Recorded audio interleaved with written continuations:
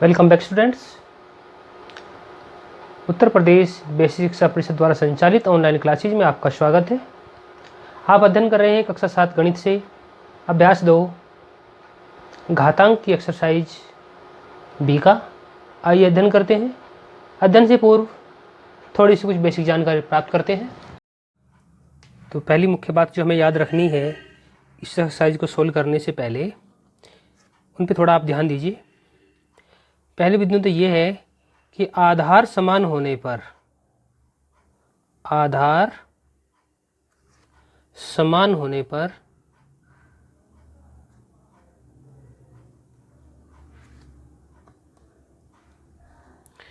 गुणा में घातांकों को जोड़ते हैं। स्टूडेंट्स ये बात ध्यान रखने की है, घातांकों को जोड़ते हैं। चलिए एक एग्जांपल ले लेते हैं। 2 की घात 2 गुना 2 की घात 3। आधार और घातांक आप समझते हैं। ये जो ऊपर होता है लिखा हुआ छोटा करके थोड़ा, ये घातांक होता है, और जो नीचे लिखा होता है ये आधार होता है। हमने देखा कि आधार समान है, आधार समान होने पर घातांकों को जोड़ते हैं। तो हम लिखेंगे इसको 2 को और 3 को जोड़ते हुए लिखेंगे। ऊपर लिखेंगे 2 + 3।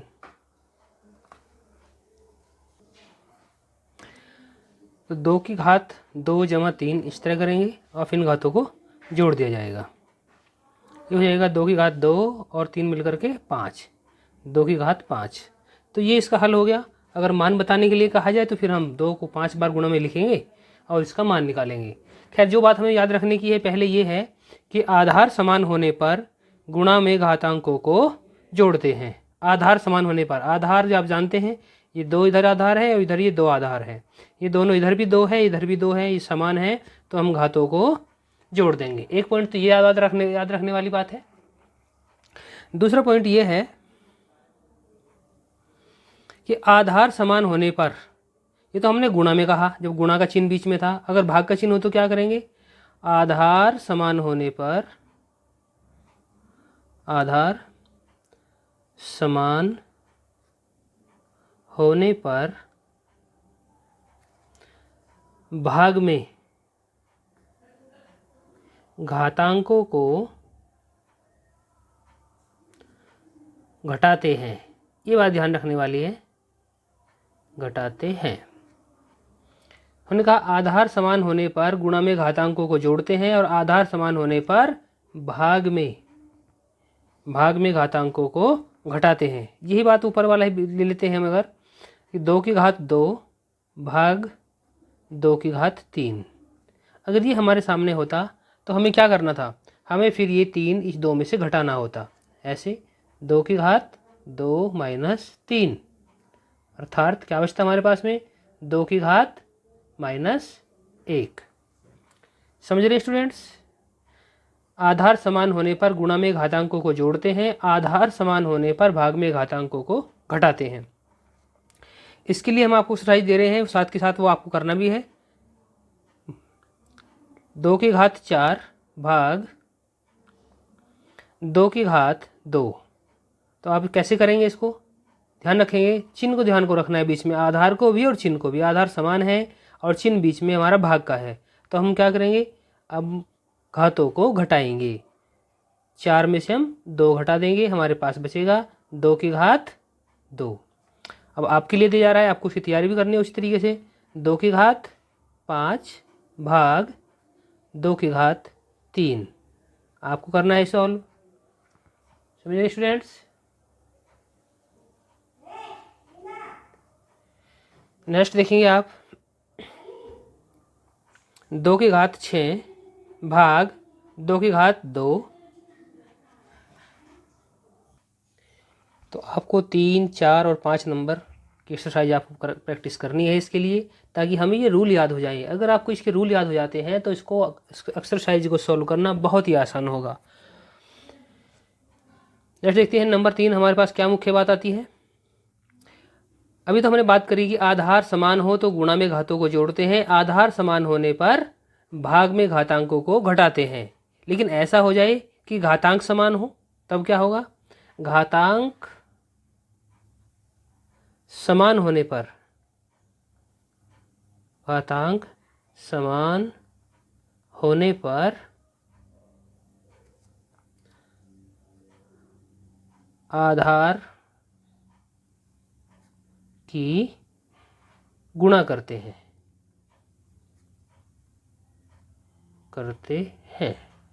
ध्यान रखेंगे स्टूडेंट्स। चलिए देखिए, लिख लेते हैं हम 3 की पावर 2 गुणे 4 की पावर 2। अब देखिए इन दोनों की पावर 2 2 है, यानी घातांक समान है। तो अब हम आधार को गुणा करेंगे। कैसे? ये आप देखेंगे 3 गुणे 4 की पावर 2, तो 2 चौके 8, यानी 8 की पावर 2 हो जाएगी। ये आपका सोल्यूशन होगा। मान बताना है तो आपको 8 को ही 2 बार लिखना है, 8 8 64, तो इसका मान निकल के आ जाएगा। हमें तो अभी ध्यान रखने वाली बात है, घातांक समान होने पर आधार की गुणा करेंगे। चौथी बात जो ध्यान रखने वाली बात है उसको आप देखेंगे ध्यान से। संख्या, अगर कोई संख्या हमारे पास दी हुई है, संख्या पर 1 से अधिक घातांक होने पर घातांकों में गुणा करते हैं। नेक्स्ट बात रखनी क्या है हमको कि संख्या पर 1 से अधिक घातांक होने पर, 1 से अधिक घातांक होने पर घातांकों में गुणा करते हैं, घातांकों में गुणा करते हैं।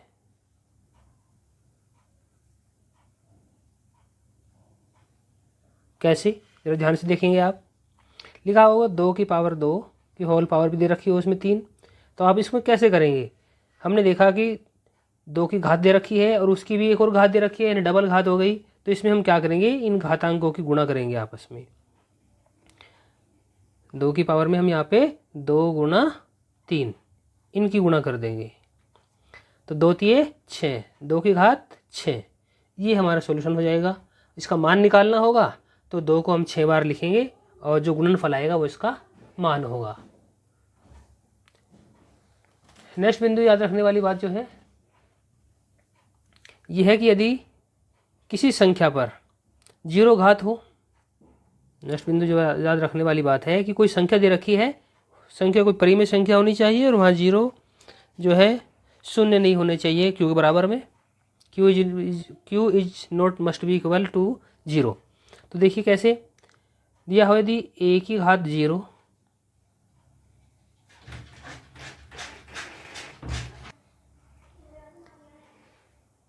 अगर हमें 0 घात मिली हुई है तो उसका मान 1 होता है।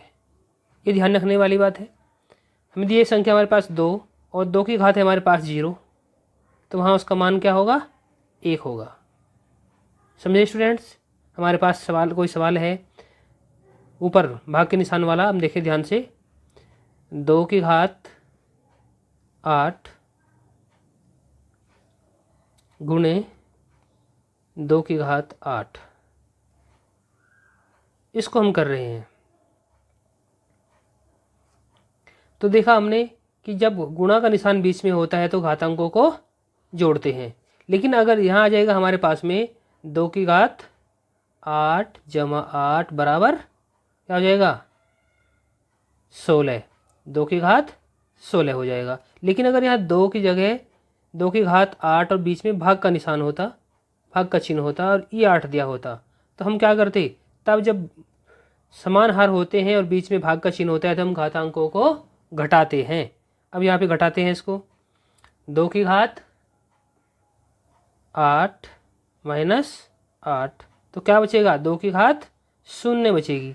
और जब 0 घात में आ जाए तो उसका मान 1 होता है। ध्यान रखेंगे स्टूडेंट्स। ऐसे ही कुछ एक्सरसाइज आपके लिए दे रहे हैं। 4 की घात 0, इसका क्या मान होगा? ऐसे ही 3 की घात 0, तो इसका क्या मान होगा? 15 की घात 0, इसका क्या मान होगा? ये आप लिखेंगे, इससे आपकी प्रैक्टिस हो जाएगी।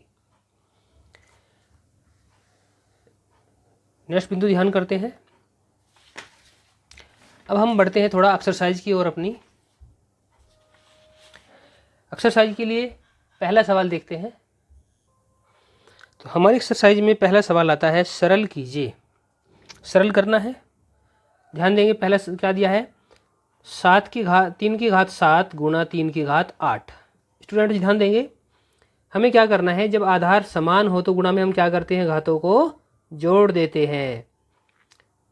3 की घात 7 जमा 8, तो क्या आ जाएगा, 3 की घात 8 और 7 15। ये हो जाएगा हमारा इसका सरलीकरण। मान बताना हो तो 3 को ही 15 बार लिखेंगे और जो गुणनफल आएगा वो इसका मान होगा। इसका बी सवाल देखें। सेकंड नंबर पर दिया है 6 की घात 4 गुणे 6 की घात 2 भाग 6 की घात 5। तो अब क्या करना है, जब भाग भी दे रखा है, इसमें मिश्र संख्या वाला रूल याद करेंगे, भागु जोग, यानी पहले भाग करेंगे फिर गुणा करते हैं। तो पहले भाग वाली क्रिया को संपन्न करेंगे। इसमें क्या करना है, हमें 6 की घात 4 गुणे 6 की घात 2 माइनस 5। अब ये माइनस वाली हमने पता है कि भाग में जाकर के संख्या को, घातों को घटाते हैं, तो हम यहाँ पर इसे घटाएंगे। क्या आएगा, 6 की घात 4 गुणे 2 हमारे प्लस के हैं और 5 हमारे माइनस के हैं, तो क्या बचेगा, माइनस के 3 बचेंगे। 6 की घात माइनस के 3। अब क्या करेंगे, अब गुणा हो गई तो अब घातों को जोड़ेंगे। 6 की घात 4, उसमें प्लस करना है माइनस के 3, तो क्या आ जाएगा, 4 प्लस की है और 3 माइनस की, तो आ जाएगा 6 की घात 1। और 6 की घात 1 का मतलब 1 को हम प्लस में लिखते ही नहीं है, तो होगा 6। समझ में आया स्टूडेंट्स। नेक्स्ट सवाल देखते हैं। नंबर 3 पे दिया है 5 की घात 9 गुणा 5 की घात 4 भाग 5 की घात 8।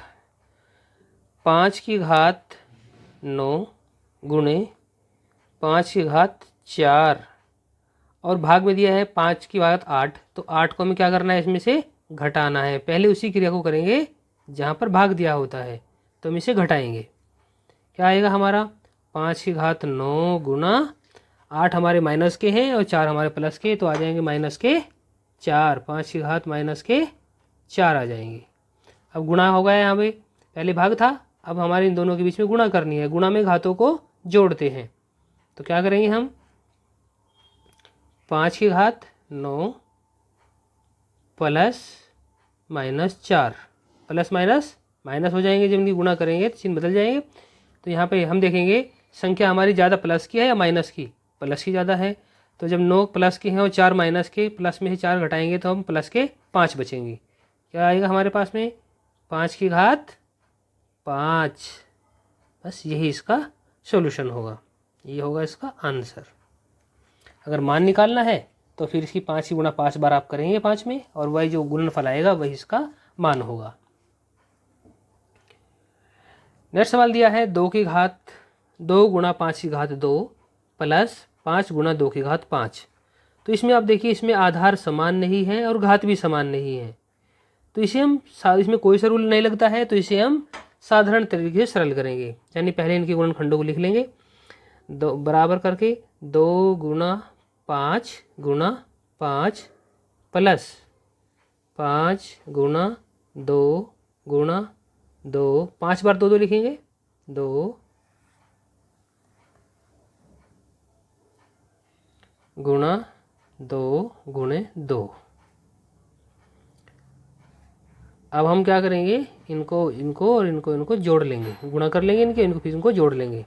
करते हैं, 2 पंजे 10, 10 पंजे 50 प्लस 5 दूनी 10, 10 दूनी 20, 20 दूनी 40, 40 दूनी 80, 80 दूनी 160। तो ये आ गया हमारा 160।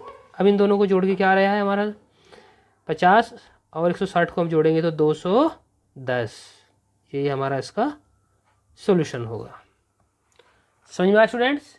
बहुत सिंपल है, केवल उन रूलों को याद रखना है जो हमने पहले पढ़े हैं। वे रूल्स हमें याद रखने हैं। नेक्स्ट देखते हैं नंबर 5, यानी 2/3 की घात 2 गुणा 2/3 की घात 3।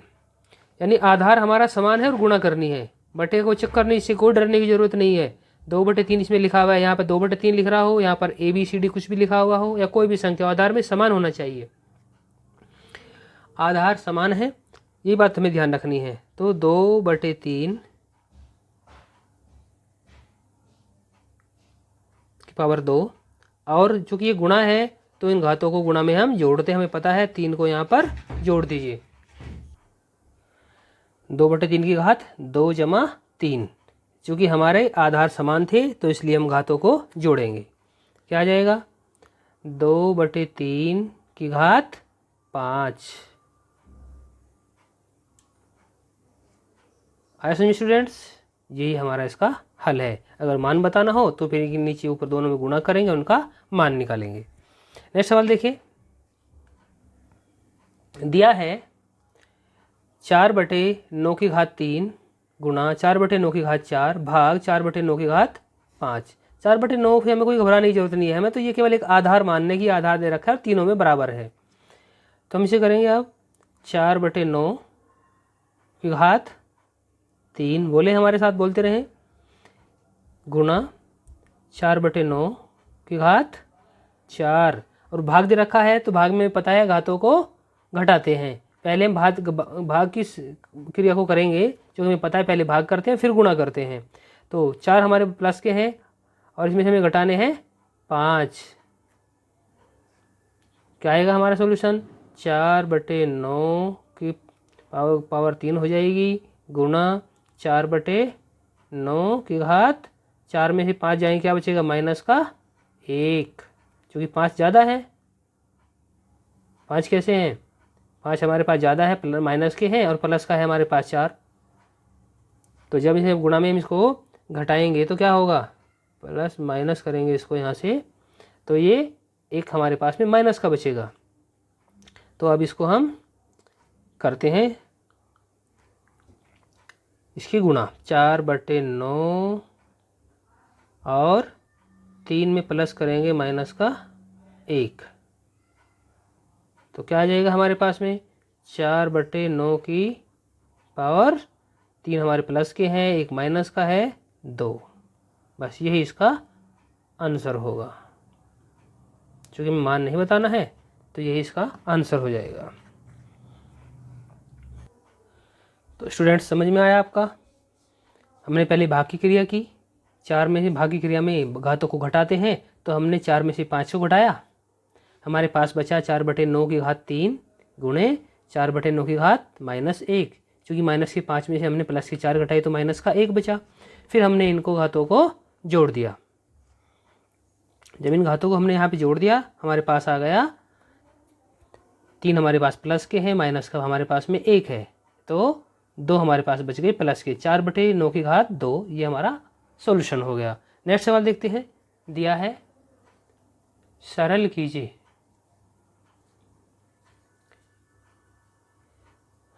15 की घात 8 गुणा 15 की घात 12 और भाग 15 की घात 20। ध्यान से समझेंगे स्टूडेंट्स। 15 की घात 8 गुणे 15 की घात 12। अब क्या करना है? क्योंकि भाग दिया है तो भाग में हमें क्या करना होता है? घातों को घटाना होता है। हम इसे यहाँ घटाएंगे। फिर देखते हैं, 15 की घात 8 हो गई हमारे पास में, गुणे 15 की घात, अब 12 हमारे पास प्लस के हैं और 20 हमारे पास माइनस के हैं। तो चूँकि माइनस के ज़्यादा हैं तो चिन्ह उसी चीज़ का आएगा जिसके ज़्यादा होंगे, उसी का अंक आएगा। तो 20 में से 12 जा करके हमारे पास बचेंगे माइनस के 8। अब ये चूँकि गुणा में हो गया, हमारा आधार को गुणा करना है हमें, आधार समान है तो अब घातों को जोड़ देंगे। 15 की घात 8 प्लस माइनस के 8 तो क्या आ जाएगा, 15 की घात 8 में से 8 हमारे प्लस के हैं और 8 हमारे माइनस के, क्या बचेगा 0। अभी पढ़ा था ना हमने पिछली बारी मुख्य बातों में कि यदि किसी भी अंक की घात शून्य आ जाए तो उसका मान 1 होता है, और ये हमारा इसका सॉल्यूशन होगा। ऐसे नेक्स्ट सवाल देखते हैं। दिया है 25 की घात 3 गुणा 25 की घात 7 भाग 25 की घात 10।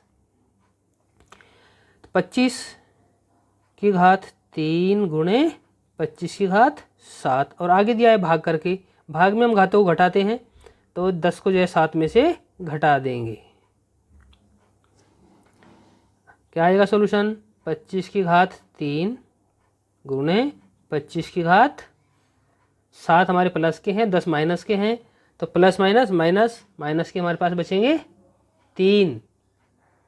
क्या होगा, अब इसको हम जब गुणा में आ गए हमारे आधार, तो अब इसको हम घातों को जोड़ेंगे। 25 की घात 3 प्लस माइनस के 3 हमें जोड़ने हैं। तो क्या आएगा सॉल्यूशन हमारा, प्लस माइनस माइनस, अच्छा दोनों बराबर के हैं, ये प्लस का है, 3 हमारे पास प्लस के हैं और 3 हमारे पास माइनस के हैं, तो प्लस के माइनस में तीनों 3 से घटेंगे तो क्या बचेगा 0। अभी तो पढ़ा था मैंने इससे पहले सवाल में ही। तो यहाँ पर 25 की घात हो जाएगी 0 और इसका मान क्या हो जाएगा 1। ओके स्टूडेंट, समझ में आया। नेक्स्ट सवाल देखते हैं।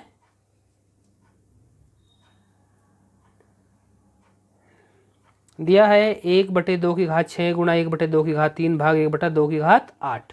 बिल्कुल उसी तरह से ध्यान दें, 1/2 की घात 6 गुणे, पहले भाग की क्रिया हमें करनी है 1/2 की घात 3।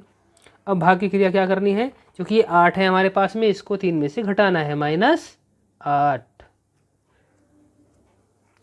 अब क्या होगा, 1/2 की घात 6 गुणे